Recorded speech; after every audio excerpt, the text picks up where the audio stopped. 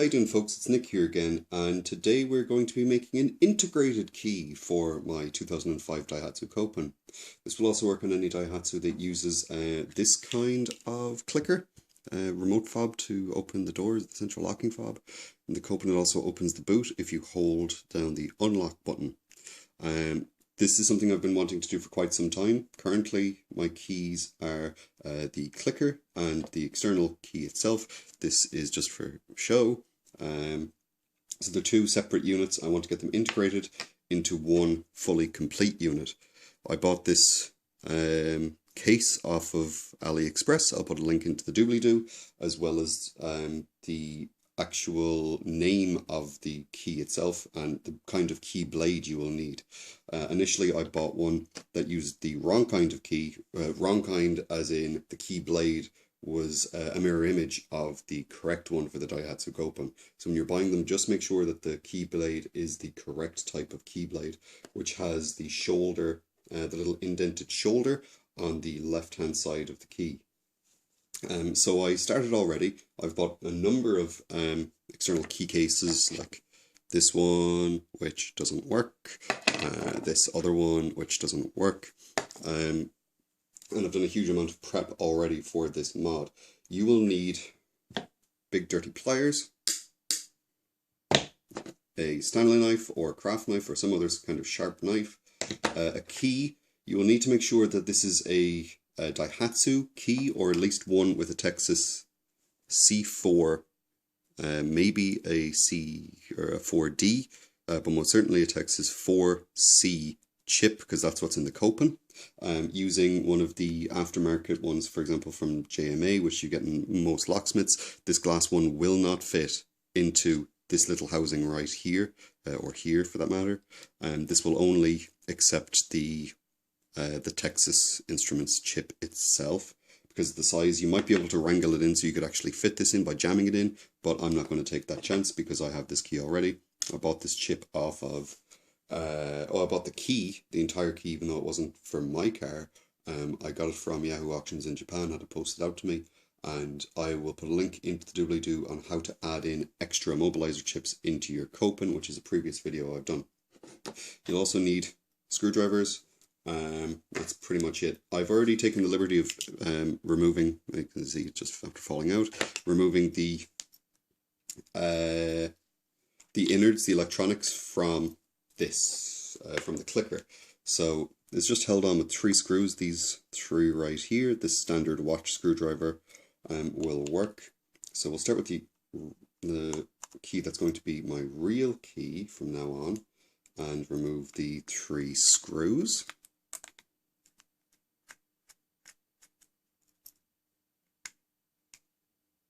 It should just pop out if memory serves me right. I need to loosen this guy at the top, this very top one. You need to be careful with this very top one because it is spring-loaded. And I've also possibly just stripped the head of the screw because it's... fucking hell, that's untight. Yay. Anyway, you remove the 3 screws. I'll do that off camera, and you will eventually end up with something like this. Show you the one that I have currently. So you remove the electronic innards from this guy, and I need to very carefully do this. Pull this out from its little plastic sheeting, its rubber sheet. You will have 2 little nubbins. You might just be able to see slightly of them, one right there and one right there, that you file off with a Stanley knife, and very easy to just snap straight off. This is the original one that came with my car, the remote fob. It works perfectly fine. Where the 2 button locations are, line up perfectly with the 2 buttons here. You get a number of little green and red inserts from the injection molding process. You cut them off with your Stanley knife. So we're going to do a jump cut, and I will see you when this key is fully open. So I've got the little plastic insert removed. You can, a rubber insert. You can see all the little prangs from the injection molding process. These just need to be cut away. I'm not going to bother with on this one because I already have it done right here. You might also need to just clean up a small bit inside here. You will need to trial and error remove some of the plastic from inside here and from this lid as well. If I show you, this is the brand new lid, and you can see there's quite a bit of, you know, ridges and whatnot to hold stuff in place. Those need to be filed down into something similar to this. Again, you just need use a knife, very sharp or very cautiously remove small amounts at a time, always small because you can't put it back on, and slowly file it down. You need to be careful around this little top part right here, because this is very loose and it's very fragile. You just need to make sure you don't break it. I can't seem to get this screw off, which is really annoying, because this little area is where the Texas Instruments chip fits for the immobilizer. So I might just need to very cautiously drill the entire thing out, which isn't great. But by the end of it, we should have a fully working integrated key that has both the clicker and the key blade itself. So I'll be happy. I'm going to see if I can remove this, and I'll get back to you in a minute.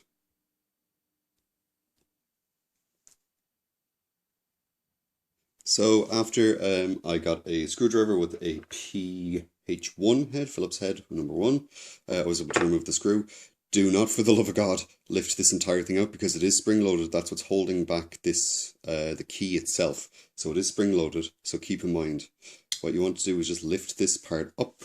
I hope you can see this on the camera. You lift this part up, the head, you get your Texas chip, and I have a funny feeling I'm going to need to slice this open, as in the innards of the key housing itself, because it looks like it mightn't fit. But we will give it a try and see. But you do need to be careful, because this will just, springs will go fucking everywhere, which is not what you want. Let's see if we can fit this in. No, there's a piece of plastic blocking the way. So I'll fully disassemble this part, and then standing knife and slice the area away. You want the chip to be somewhat close to the blade itself, because the immobilizer loop needs to energize the chip so it gets its serial number back, which is compared, and then the EFI in the Copen will allow engine ignition. That's how the Copen does its immobilizers, via cutting off the electronic fuel injectors. So remove the screw and we'll pare down the part with the Stanley knife. So it'd be no harm to actually show you what the inside of this looks like. Now, forgive the lack of light, but you can see that little cavity. Let me put it down. You can see this cavity right here. That cavity is just big enough for the Texas Instruments chips. It turns out you don't need to peel down anything on this guy. So slot it in. This guy on top. Screw it down, and then I'll start paring away. Now that I have you here, you can see the difference between the two. So this is the one that I've already done already.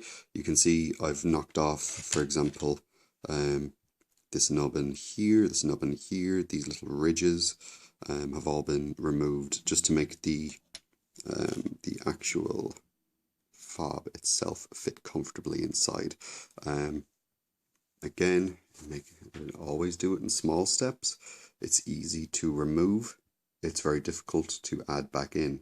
You generally involve having to buy a new key. They're roughly about $13, I think, with free postage from AliExpress.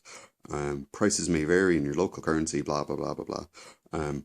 But I will crack ahead with assembling this. I might file this down a small bit, but maybe not. I can just reuse this guy. I shall see you in a second. So that's everything done and dusted.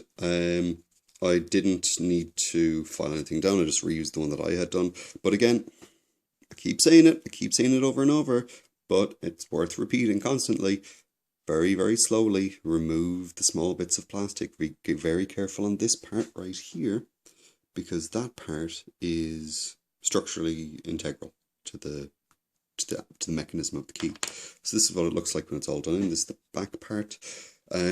The guy who sent it to me did send on a few little stickers for Nissan for some strange reason, even though this is a Daihatsu key. but this is what it'll look like. I might put one of the stickers on here, maybe not. I think it looks fine the way it is. My goal is an integrated key, this plus a key smushed together. So we will see if this will start the car. You also need to see if you can find a locksmith who will cut a keyblade that you bring yourself. I did, it was €5. Anyone in Dublin, feel free to message me and I'll send you on the details of the guy. I don't know if he wants this to be publicly knowledge, which is fair enough. But any locksmith should be able to cut a key blank. Whether they can cut the key blank. Whether they will or not is another question. What's quite common on these flip keys is if you look very carefully, you can just about see the hole right there. This one right here. Let's see if I can get this to focus. That's the best I can seem to get it to focus. Come on. There. So that hole right there contains a pin.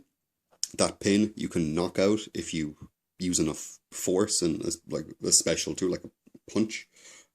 I used a tack nail because it's roughly 1 millimeter in diameter or 1 millimeter in radius. So you can just get a very, very small little nail, just go, give it a hit with the hammer, the entire pin should pop out, and you can replace it then with a different type of keyblade. Like this is the incorrect Daihatsu keyblade. You can see the little shoulder I'm talking about is on this side. Looking down, because you always look down, it's on the right hand side when realistically it should be on the left hand side. This is I believe the chemistry word is an enantiomer of the same chiral center. So this needs to be on this side. So it's essentially a mirror image. Like my hands, your hands are mirror images of each other. They can go like this, they can overlap, but they can't overlap like that. And it's the exact same with keys. At least these two keys that Daihatsu have, you can, I had already bought some of these ones, which is the correct Daihatsu blades.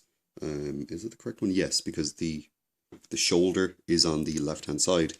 It's the little pin, the retaining pin that I showed you, the hole. You can just about see, let me get it up closer to the camera. Let me zoom. You can just about see the hole, the retaining, that's where the retaining pin goes in to hold it in place in the flip mechanism. It allows any keyblade to go into any flip key. The downside with the Copen is it just seems to be this one key holder that will actually hold the fob and the car key itself. It is quite big. Like this is the size of my hand. It's rather large. Let's see, we have a AA battery here to give you a bit of a size comparison. So it's slightly longer than a AA battery, probably by about maybe 2 mil or 2 centimeters, 1.5 centimeters, 2 centimeters. Roughly the thickness of a AA battery, and the length is, or not the length, the width is roughly that. So you get some idea of the size of it. It's not small. For example, like a gate clicker. This is a standard gate clicker that will open gates. It's obviously considerably bigger because the gubbins for the Copen's remote, which is kind of annoying. So we will go down to the car and we'll see if the car will start with the new key. Exciting! Might as well test the clicker. So doors go open, doors go close, doors go open. Yay! Button goes click. It's a bit tight. There we go. Oops.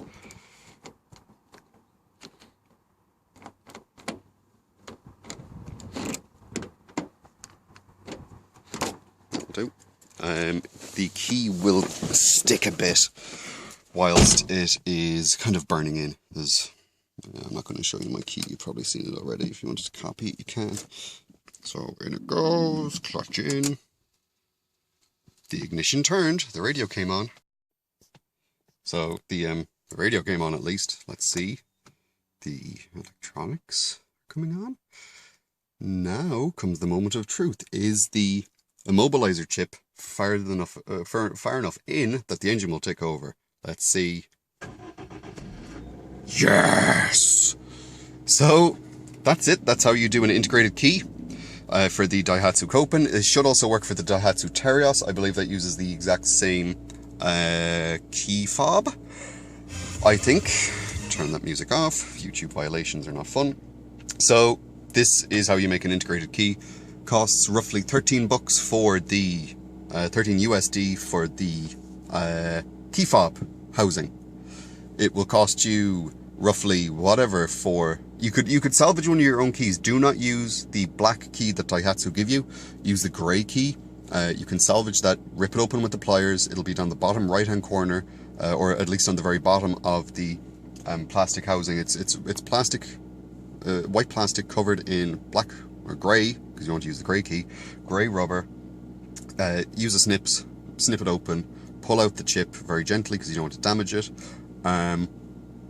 And there you have your Texas chip. So you can either use your existing key or you can get one made if you can find someone who will do a Texas Instruments chip, or find an old car key on eBay or anywhere that uses a Texas 4C for Charlie instrument chip, because that's the one that the Copen uses, not the D for Delta. I cannot be stressed enough. The Copen is a Texas 4C for Charlie. It'll fit in perfectly. The JMA ones, the little glass vial transmitters do not fit. So however much the key costs, in my case I think it was €7. So we're talking €20 so far. To get the key, physically cut the key blade was another €5. So 25 for an integrated key. I think that's not too bad. Ideally, you'd probably want to keep your original clicker itself if you wanted to sell on your car, but I don't really care. To me, this is exactly what I want, and I imagine a new owner will probably go, "Ooh, look, an integrated key. This is fancy, so fancy." So yeah, that's how you make your integrated key for the Daihatsu Copen and other Daihatsu products, like the Terios. And I have actually gone through a considerable number of keys to get this to work, to figure this all out. So I have saved you a fair amount of money in doing so. So, as always, it's been a pleasure, and I will see you soon. Luck! Yee!